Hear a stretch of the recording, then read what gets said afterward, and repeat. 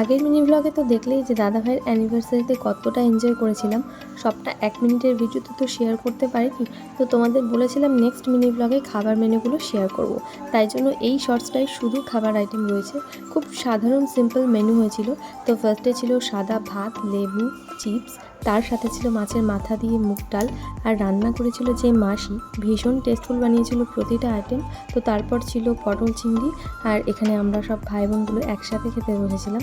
তো তারপর ছিল ফ্রায়েড রাইস আর দই কাতলা, তারপর স্যালাড আর চিকেনটা দারুণ দারুণ বানিয়েছিল।